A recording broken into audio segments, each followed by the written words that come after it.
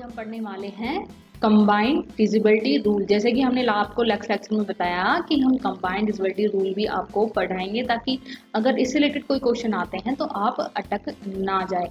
Combined divisibility rule क्या होता है, मैंने आपको बताया था कि 11 से आगे अगर इक्वेशंस आती है, जैसे 12 हो गया, 18 हो गया, 72 होगा, अगर ये आते हैं तो आप कैसे करोगे, आप तो अटक जाओगे। लेकिन हम आपको ये भी बताएंगे कि इस तरह के क्वेश्चन को कैसे सॉल्व करना है। देखिए, जो कंबाइंड डिविजिबिलिटी रूल होते हैं वो 11 के बाद स्टार्ट होंगे, जैसे कि 12। अब हमें जो है ऐसे कुछ नंबर्स ढूंढने हैं जिनसे 12 डिवाइड होता हो और वो दोनों एक दूसरे काफी डिफरेंट हो। यानी कि जो कंबाइंड डिविजिबिलिटी रूल होता है उसकी ट्रिक होती है कि जो 11 के बाद बड़े बड़े नंबर होते हैं वो उनका जो पेयर है वो ऐसा पेयर होना चाहिए जो एक दूसरे से डिफरेंट हो। जैसे कि जो 12 है वो होता है 2 6 से 12 भी होता है, लेकिन 2 और 6 में 2 कॉमन है, इसलिए हम इसको नहीं ले सकते हैं। ठीक है, और 2 6 के बाद बात करें तो 3 4 से 12 होता है, इनमें कुछ भी कॉमन नहीं है। तो हम कंबाइंड डिविजिबिलिटी रूल में 12 इक्वल टू 3 4 लिखेंगे।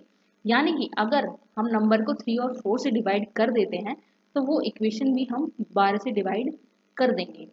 ठीक है, अब मैं आपको जो ट्रिक है, मतलब कि जो ये हमने नंबर जैसे फाइंड आउट किया है वो कैसे फाइंड आउट किया है, मैं आपको इक्वेशन लिख देती हूँ ताकि आपको अच्छे से समझ आ सके। तो ये थी हमारी डेफिनेशन कि हमें जो है कंबाइंड डिविजिबिलिटी रूल के जो इक्वेशंस होंगी उनके जो है पेयर्स कैसे फाइंड आउट करने हैं। अब 11 के बाद 12 हो गया, अगर 12 के बाद हम एग्जाम्पल की तरफ पर लेते हैं 15 18 20 36 72। तो 15 का ऐसा पेयर बताइए जो एक दूसरे से अलग हो लेकिन उसको मल्टीप्लाई करके क्या है 15 ही आए। तो 5 3 जा बिल्कुल एक दूसरे से अलग है और पूरी टेबल्स में 5 3 जा 15 ही पहली बार आ जाए। 5 3 15 है, 3 5 जा 15। ठीक है, उसके बाद आता है 18 नंबर। 18 नंबर को हम कैसे डिवाइड करें कि सिमिलरिटी ना हो और हमें पेयर मिल जाए। तो 2 9 जा, यहाँ पर पेयर नहीं है क्योंकि 9 में कभी 2 नहीं आता है, मतलब डिविजिबिलिटी में अगर आप देखें तो 2 का कोई कॉमन सेंस नहीं है यहाँ पर। ठीक है, तो 2 9 जा 18। अगर 20 का देखें तो हमारा आता है 4 5 जा 20। ठीक है, दोनों ही एक दूसरे से अलग है, 5 अलग कैटेगरी का है, 4 अलग कैटेगरी का है।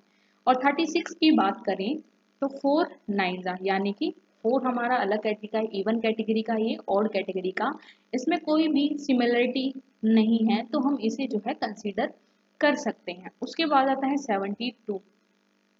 72 यानी कि 8 9 या 72, इसमें कोई सिमिलरिटी नहीं है, ये इवन है, ये ऑड है, और कोई भी इक्वेशन जो 9 को डिवाइड करती हो वो 8 को डिवाइड नहीं करती है, तो इसमें भी कोई सिमिलरिटी नहीं है। वैसे ही आप 88 का भी निकाल सकते हैं क्योंकि 88 को अगर आप देखें तो 8 मल्टीप्लाई 11।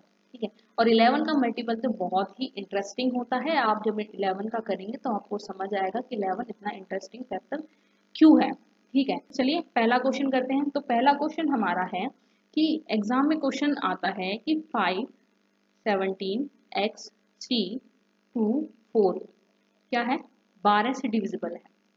12 का रूल क्या था, 12 का रूल था कि 3 और 4 से डिविजिबल होता है। यानी कि अगर यहाँ हम जो भी नंबर रखते हैं वो ऐसा नंबर होना चाहिए जो इन दोनों से डिवाइडेड हो। अगर इन दोनों से डिवाइडेड हो गया तो ये 12 से भी हो जाएगा। 3 और 4 यानी कि अब हमें पहले 3 का डिविजिबिलिटी रूल बना। 3 का डिविजिबिलिटी क्या है, अगर सम उसका 3 से डिवाइडेड है तो इक्वेशन हो जाएगी। समझने की कोशिश करिए कि हमें इक्वेशन दे दी गई है, इक्वेशन हमारी है 5 1 7 x 3 2 4। ये हमें चेक करनी है, ये 3 से डिविजिबल होनी चाहिए, ये 4 से डिविजिबल होनी चाहिए। अगर इनसे हो जाती है तो ये वैसे भी डिविजिबल होगी और हमें यहाँ पर x की वैल्यू भी मिल जाएगी जो कि हमें क्वेश्चन में बतानी है।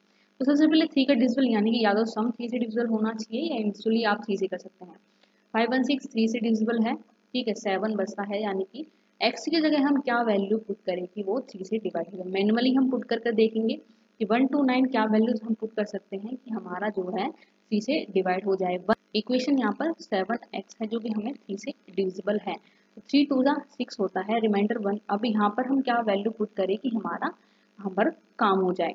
अगर आप 1 पुट करते हैं तो नहीं होगा, 2 करते हैं तो नहीं होगा, 2 करते हैं तो हो जाएगा, क्योंकि 3 4 जा 12, यानी कि आप यहाँ पर 7 2 कर सकते हैं, क्योंकि ये पूरा डिवाइडेड है। तो हमारी x की वैल्यू यहाँ पर 2 आएगी। ठीक है, ये 3 से डिवाइडेड है तो 4 से भी डिवाइडेड होगा। 4 से डिवाइड है, लास्ट की 2 डिजिट 4 से डिवाइडेड है हमारी ऑलरेडी, तो ये भी है, ये भी है, तो ये भी हमारा सही है और हमें x की वैल्यू ही निकालनी थी, जो कि हमने निकाल दी है।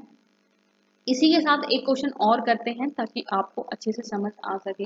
अब क्वेश्चन है 72 से, यानी कि इक्वेशन हमारी है कि 5 6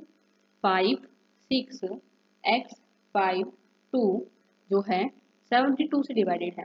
72 यानी कि 8 और 9 का हमें बताना है। ठीक है, तो 8 का अगर हम सबसे पहले चेक करें तो लास्ट की 3 डिजिट देखते हैं, और लास्ट की 3 डिजिट में ही हमारा x क्वेश्चन आता है। और क्या बोलता है हमारा 8 की लास्ट की 3 डिजिट अगर 8 से डिवाइडेड है तो इक्वेशन भी 8 से डिवाइडेड होती है, ये रूल है। तो लास्ट की 3 डिजिट हम यहाँ पर ले लेते हैं। ठीक है, कि x 5 2, यहाँ पर हम क्या रख सकते हैं, ये अभी काफी ये जानना काफी मुश्किल है, तो 8 से पहले हम 9 का करते हैं।